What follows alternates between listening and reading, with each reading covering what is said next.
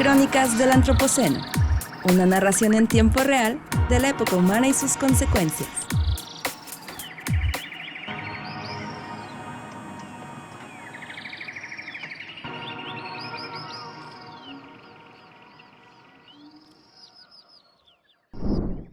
Hola y bienvenidos a Crónicas del Antropoceno. Yo soy Víctor González Quintanilla y me acompañan esta semana Abril Ambriz. Hola. Y Marcos Vinagrillo. Buenos días a todos.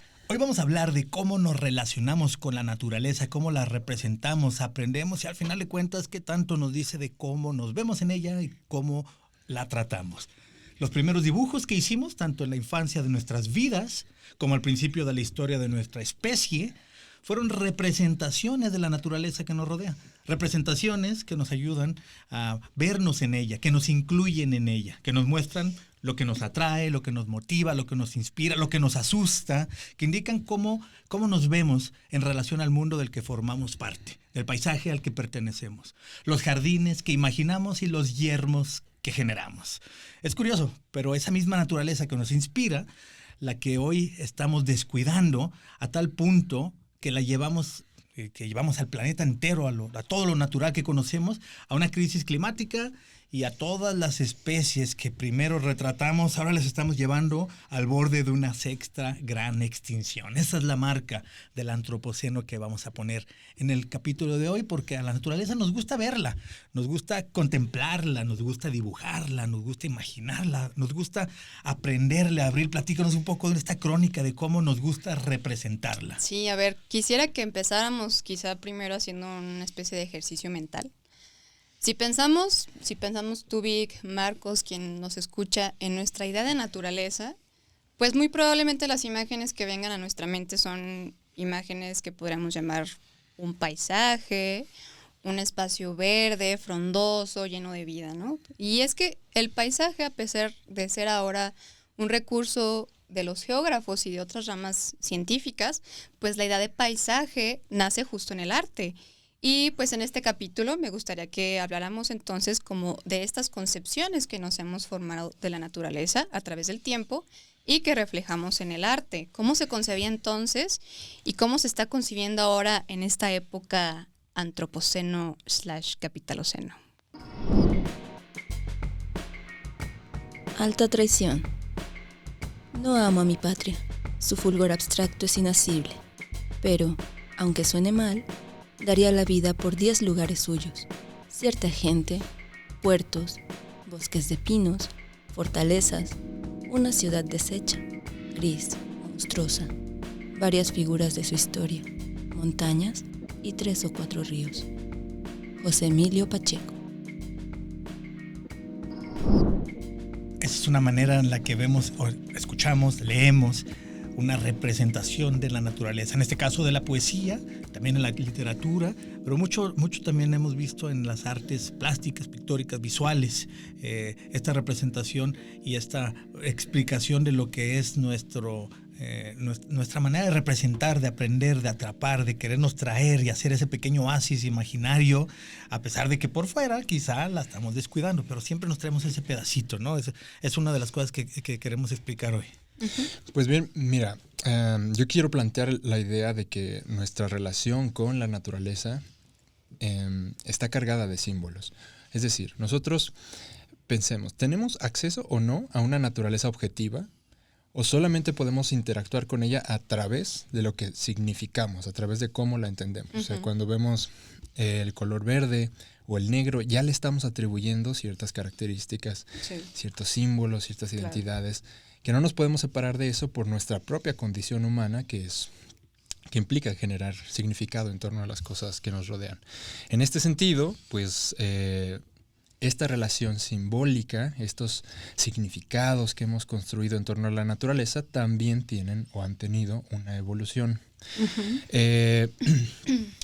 Distintos autores mencionan esta evolución en 3 fases. Entonces quisiera mencionarla en este momento. Pensemos en las primeras representaciones de la naturaleza del mundo antiguo. pues eran precisamente la naturaleza vista como estas fuerzas indomables, Claro. incomprensibles, es decir, cómo interpretar los huracanes, los eclipses, Ajá. las tormentas Y en eléctricas. todas las culturas, ¿no? tornados. En todas Claro. las culturas. Un rayo, Exactamente. el mar. La Entonces, lluvia, sí. Una forma de darle sentido a esta magnificencia de la naturaleza era deificándola, es decir, Ujú. creando dioses.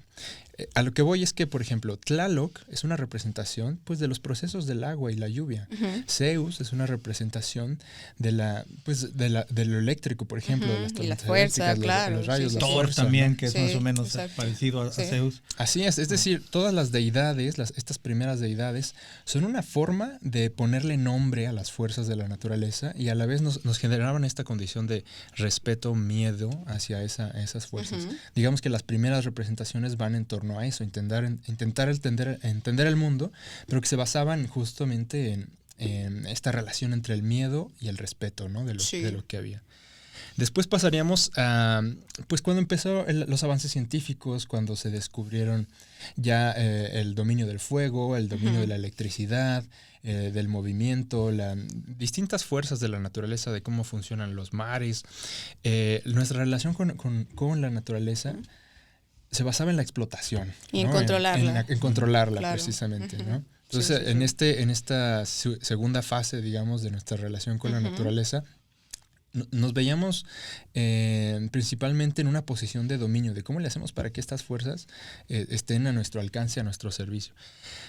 Esto en consecuencia pues trajo la devastación, ¿no? Es decir, el uso excesivo de los recursos, ese control excesivo, el encauce de los ríos, la explotación de la biodiversidad hasta la extinción. Ujú.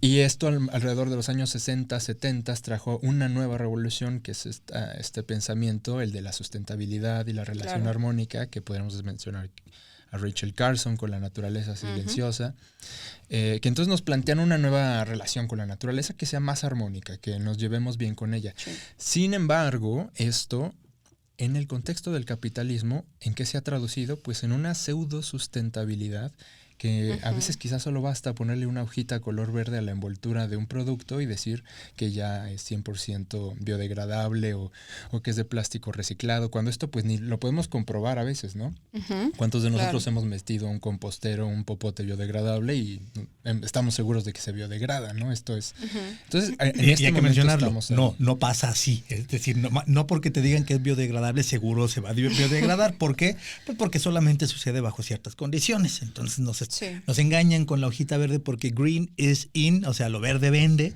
pero a final de cuentas es más una moda que se cumple y una imagen que se vende.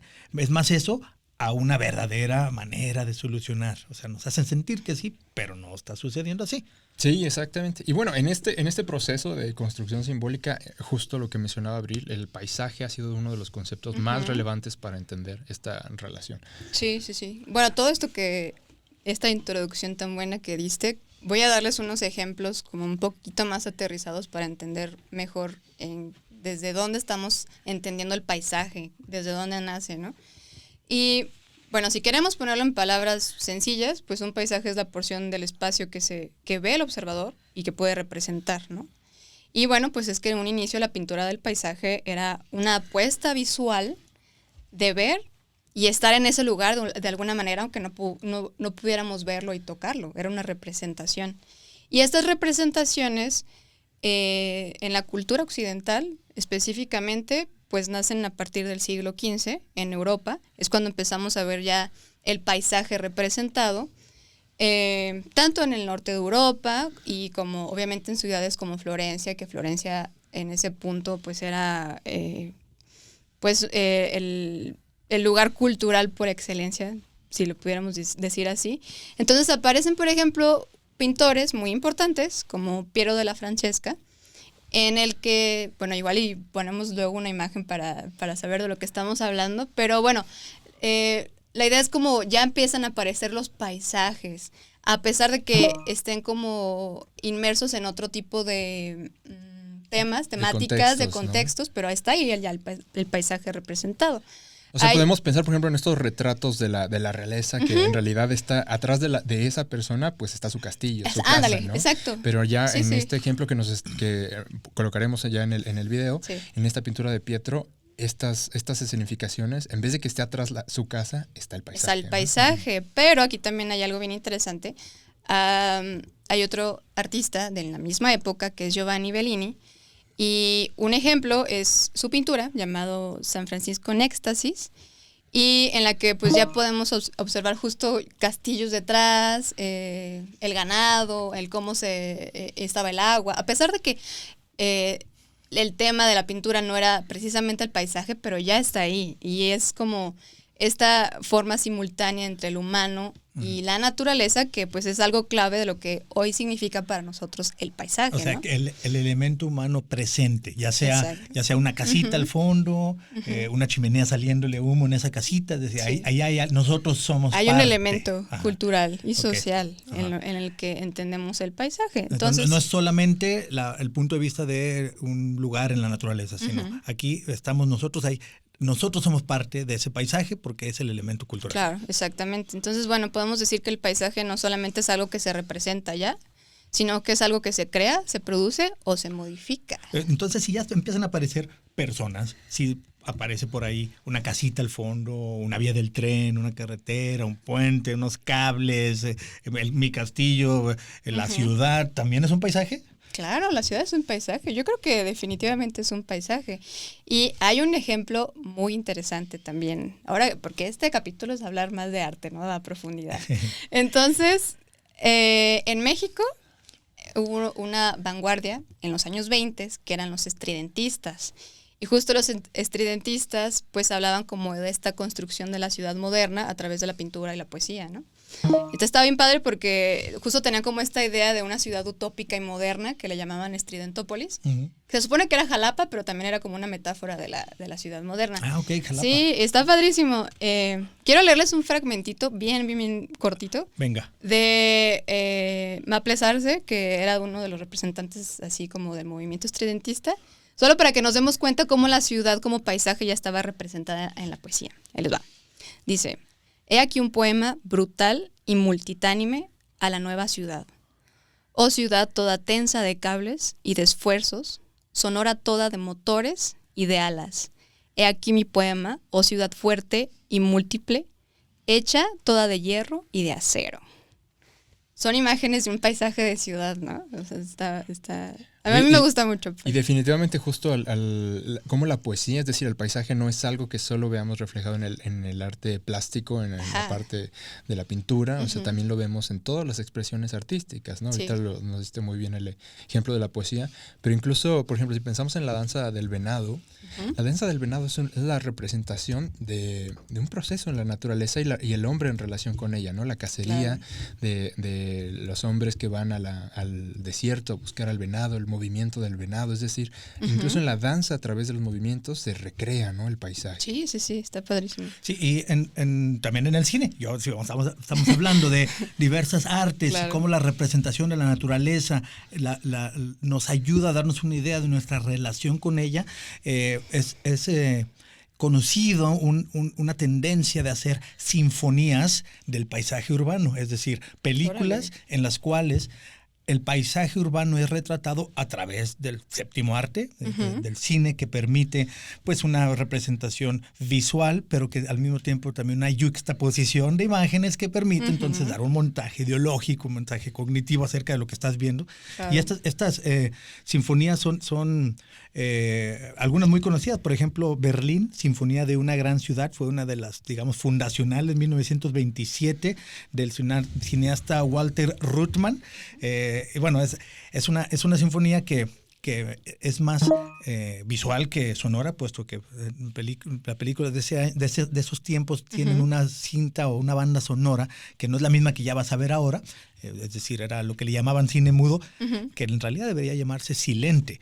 Porque si tú hubieras vivido en 1927 e ibas a ver la película, no es que hubiera estado todo en silencio. Claro. Había una banda tocando en vivo, una orquesta tocando en vivo, pero esa orquesta no se grabó, no fue parte de la cinta, y hoy si la ves en YouTube, la ves en Netflix, la ves en un DVD, pues va a tener otra música, ¿no? Pero Exacto. bueno, la sinfonía de la ciudad o de los paisajes citadinos son esas, Berlín, sinfonía de una gran ciudad. Y hago un brinco mucho más hacia la modernidad, digamos, hacia lo más reciente, que a mí me viene a la mente y que muchos los conocerán, el trabajo magistral de Gottfried Reggio, que hizo Koyaanisqatsi. De hecho, es una trilogía.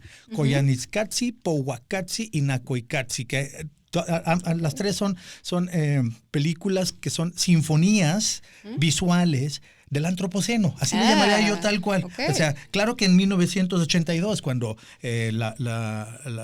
produjeron estas películas, cuando empezaron a producir esta trilogía, no lo veían como tal. La palabra antropoceno, el término, no estaba todavía presente, pero es eso, son sinfonías que nos muestran nuestro paisaje, el paisaje más artificial de todos, en donde vivimos la mayoría de los seres humanos, el paisaje más antropocénico, el de la ciudad. Aunque también nos muestran algunas imágenes de paisajes en donde hay mucha naturaleza, pero nuestra presencia. Por ejemplo, una toma aérea en donde un gran campo lleno de aviones abandonados, o un lugar en donde se ve la cicatriz de la minería a cielo abierto. Okay. Lugares en donde se cosecha, donde se produce, donde se destila el potasio. Son paisajes muy antropocénicos los que nos muestran ahí. Y bueno, yo no podía dejar de mencionarlo porque el cine también tiene ya toda una corriente de estas sinfonías de paisajes. Y es lo que se está formando de la estética del antropoceno, que ahorita más adelante creo que vamos a profundizar, pero creo que son ejemplos bien interesantes que habrá que revisar luego. Y yo solo no quería dejar atrás otro concepto que en el arte y en nuestra idea de la naturaleza pues también está bien presente, que son la idea de los jardines. Los jardines, a través de distintas épocas y civilizaciones, representan un símbolo de armonía, es una metáfora de la buena vida y pues en cierto sentido son una obra de arte viva, ¿no? Y bueno, o sea, tenemos muchos ejemplos a lo largo del tiempo, como pues, los jardines de Platón, tenemos... Los jardines de Babilonia. Los jardines de Babilonia. Parecen que son, digamos, legendarios, pero que existieron en las maravillas antiguas, ¿no? Sí. Los jardines son como un retrato vivo, ¿no? Los jardines colgantes de Babilonia, sí. Hay muchísimos. Son una representación terrenal de la cosmovisión de cada cultura, claro. ¿no? Es decir, al final de cuentas son una representación del jardín del Edén, estos primeros los hortus conclusus, que el hortus es como este lugar cerrado, que también justo era la representación como interna y espiritual de esta idea como de cultivar tu jardín interior y todo eso. Pues así es, el hecho de que tengan una fuente al centro, de que tengan 4 caminos que parten de esta fuente en las 4 direcciones cardinales. Exacto. Es una forma de ordenar el cosmos de una manera tangible y visitable. Esto hablando de los de Occidente, ¿no? De los jardines italianos, franceses, ingleses. De los jardines que rodean a los palacios, supongo. O los jardines de Versalles. Esos primeros que van por ahí. Ahora, hablando incluso de los jardines en Asia, también hablan un poco de la relación dual y de sus propias filosofías. Si vemos los primeros jardines asiáticos en comparación con los occidentales, son muy distintos, precisamente porque reflejan otra cosmovisión. Y lo mismo se podría traspolar a América, a los jardines de Moctezuma, etcétera. Oye, pero yo sé que tú nos dices, sabes mucho como de huertos y de jardines, ¿y qué podrías decir de los jardines botánicos ahora como? Y los bosques urbanos, por ejemplo, que son jardines también, pero... Pues, bueno, los jardines botánicos surgen también como los museos, que eran estas colecciones de todas las cosas extravagantes que los reyes, los príncipes encontraban en sus viajes.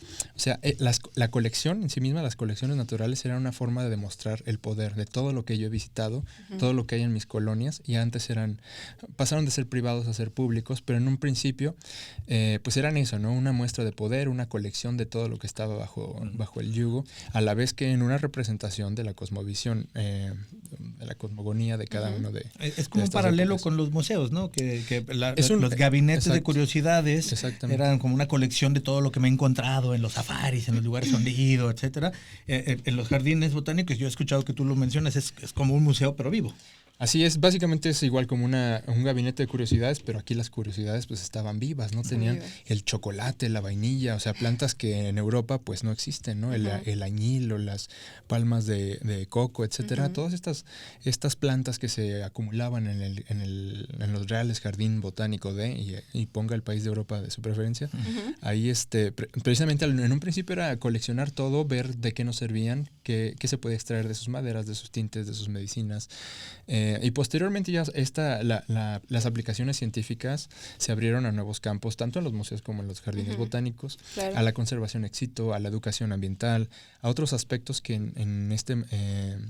pues que eran requeridos, ¿no? A través del cambio de época, del cambio de pensamiento y de utilizar estos espacios con otros fines. Claro. Ok, a ver, entonces, si hoy estamos hablando de nuestra relación simbólica con la naturaleza, de cómo aprendemos con H intermedia, cómo representamos, cómo queremos atrapar y tener aquí cerquita para mí, ya sea en una pintura, en una película, en un jardín, en una pecera, en un aquascape, que es como pecera, pero más de plantitas muy bonitas.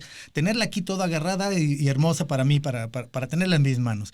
Y que esta relación que se nota a través de la historia del arte, desde el principio de la historia del arte, desde las pinturas rupestres, desde los dioses mismos, que son una representación cultural de nuestra relación con la naturaleza, a partir de los 3 puntos que dijiste, Marco. Respeto, miedo, es la primera, y que se manifiesta en formas divinas, pero después comprensión y dominio, a través de cómo la explotación de esta naturaleza para nosotros, y ahora la aspiración de la relación armónica. Esos 3 puntos, ya los mencionamos, pero a lo que quiero llegar es, ¿y qué sigue? O sea, ¿hacia dónde va esta relación? ¿Hacia dónde nos apunta que la estética nos está... ¿qué está incluyendo la estética del antropoceno?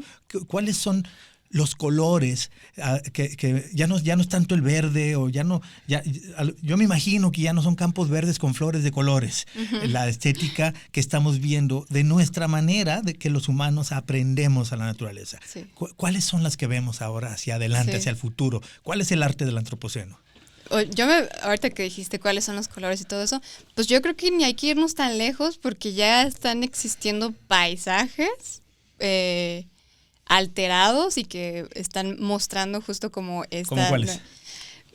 Pues no sé si han visto las fotografías del desierto de Atacama. Son montañas de ropa, literalmente. Montañas de ropa. Que ropa en desuso, o incluso ropa nueva que no se vendió. Ah, ¿no? Que no se vendió. Ajá, es como el tiradero ahí de toda la moda vieja. Rápida.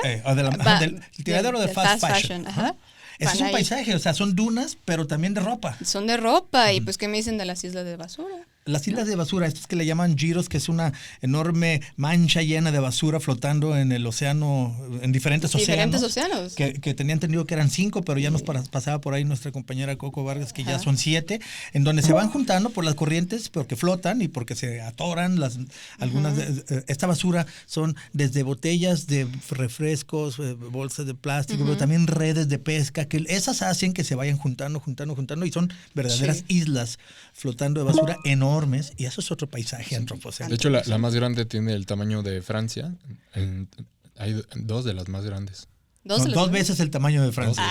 2 veces el tamaño de Francia, una de estas islas de basura. Esos son paisajes antropocénicos. De hecho, en el cine, que mencionaban las películas que son retratos de la ciudad que existía, ahora también hay una que recomiendo mucho, que se llama Antropoceno, la época humana, de 2018, que es un trabajo sobre todo fotográfico o cinematográfico, es decir, la fotografía en el cine, magistral, dirigido por Jennifer Beischwald.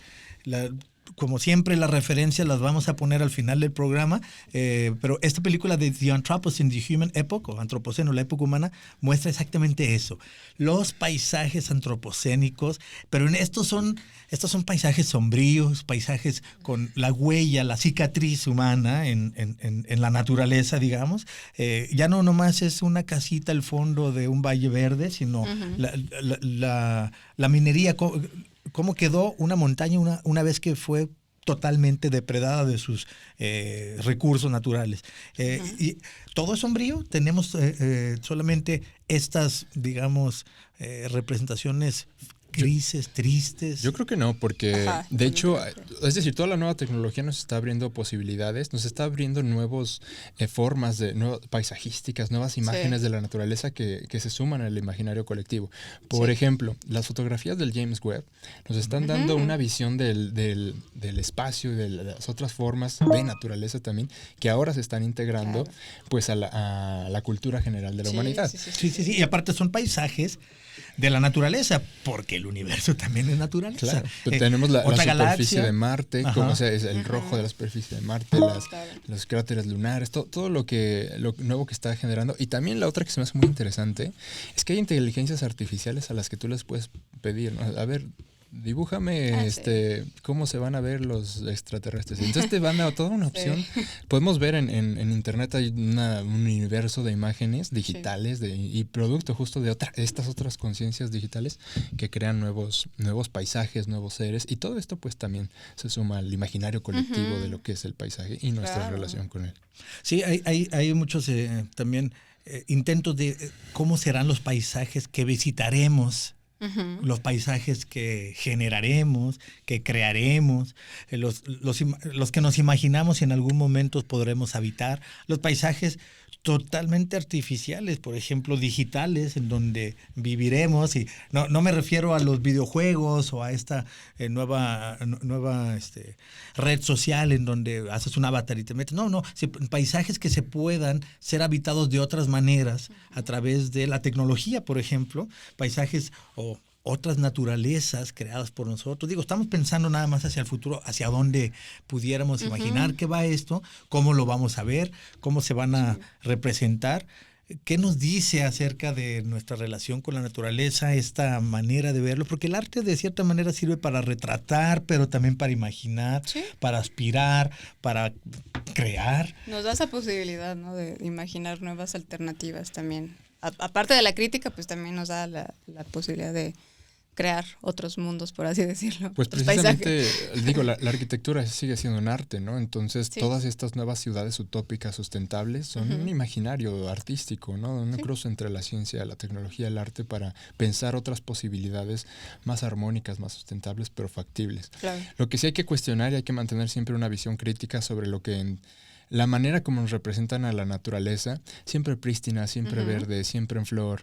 Esto de sumarle la etiqueta de sustentable o biodegradable cuando ni siquiera lo es. Entonces hay que mantener una postura crítica y generar también nosotros nuestros propios. Sí. Tú tienes por ahí una cita, Abril, de Fernando Pessoa. Sí, me pareció como que puede funcionar aquí, y dice que es en nosotros donde los paisajes tienen paisaje. Por eso, si lo imagino, los creo. Y si los creo, existen. Y si existen, los veo como a los otros. Ese es de Fernando Pessoa.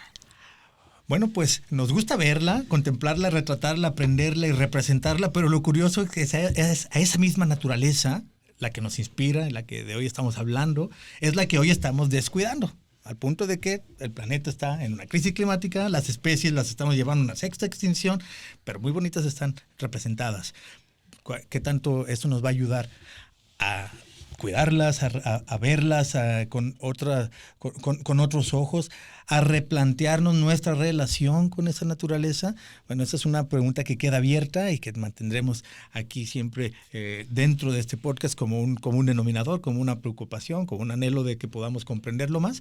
Pero por el momento, si están de acuerdo, dejamos hasta aquí el tema de hoy. Gracias por acompañarme aquí en los micrófonos. Gracias a ti que nos escuchas a través de nuestras redes sociales, Museo de Ciencias Ambientales. Puedes entrar en contacto con nosotros y saber cuáles serán los próximos capítulos que vamos a abordar y ver algunas de las referencias que estamos diciendo, sobre todo las visuales, que también en el video en YouTube, que puedes ver este podcast a través de YouTube, tendremos algunas de las imágenes, sobre todo este capítulo que fue muy visual. Así que ahí pudieras ver. Pero de todos modos, todas las referencias mencionadas durante este programa y algunas lecturas sugeridas sobre el tema las vas a encontrar en la descripción del capítulo, en la plataforma donde tú prefieras escuchar tu podcast. Si te gusta lo que hacemos, no olvides suscribirte. Si conoces a alguien que le puede interesar, por favor, compárteselo y sobre todo, escucha la próxima semana una entrega más de estas Crónicas del Antropoceno. Esto fue Crónicas del Antropoceno, una producción del Museo de Ciencias Ambientales de la Universidad de Guadalajara. Gracias por escuchar.